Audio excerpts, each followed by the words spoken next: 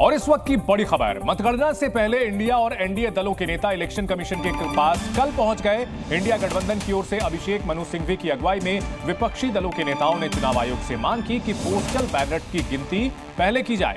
वहीं BJP delegation भी चुनाव आयोग के पास पहुंचा और चुनाव आयोग से 4 अहम कदम उठाने की मांग की, जिससे कि मतगणना के दौरान चुनावी प्रक्रिया की सुरक्षा सुनिश्चित हो। और इस तरह की तमाम मांगे सत्ताधारी पक्ष और विपक्ष की ओर से की गई हैं। अब से थोड़ी देर में 12:30 बजे प्रेस कॉन्फ्रेंस करेगा चुनाव आयोग। दोनों पक्षों की ओर से जो मांगे रखी गई हैं उस पर क्या फैसले लिए जाते हैं, क्या कोई फैसले लिए भी जाते हैं या फिर जो पुरानी परिपाटी है उसका ही पालन किया जाएगा, यह भी बड़ा सवाल है।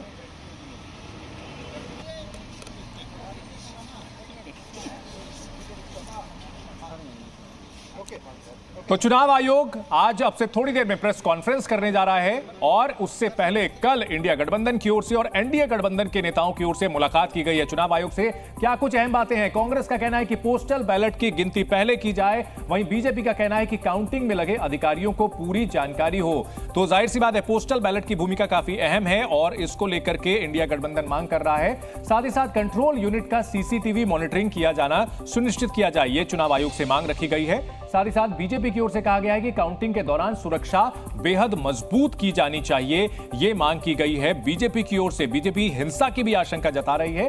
कांग्रेस का कहना है कि ईवीएम का डेटा जो है उसको कंफर्म किया जाए। इंडिया गठबंधन, इंडिया ब्लॉक ने यह मांग की है। वहीं बीजेपी की मांग है कि संबंधित शिकायतों का निस्तारण किया जाए और इसके खिलाफ कार्रवाई की जाए।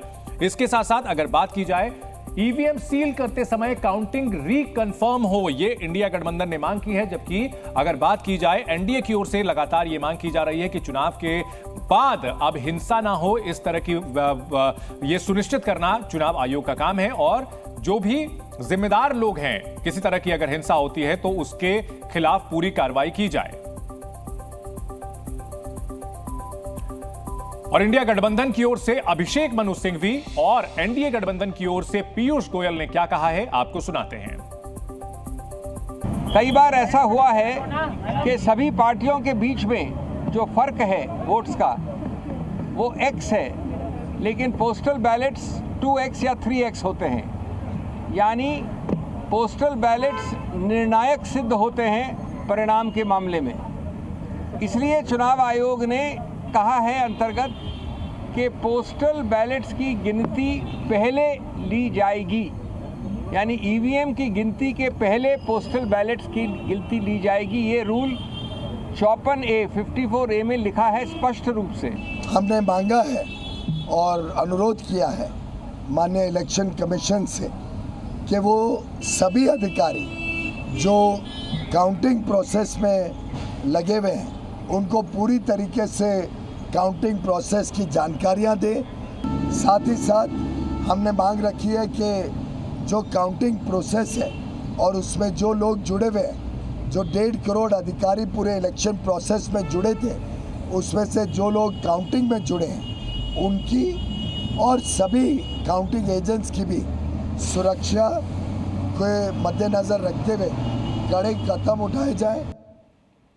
जी मीडिया संवाददाता अंजलि सिंह हमारे साथ जुड़ चुके हैं। अंजलि, इंडिया गठबंधन और एनडीए दोनों की ओर से चुनाव आयोग के पास अपनी अपनी मांगे रखी गई हैं। क्या कुछ जानकारी मिल रही है इसको लेकर के? चुनाव आयोग की तरफ से कुछ संकेत दिए गए हैं?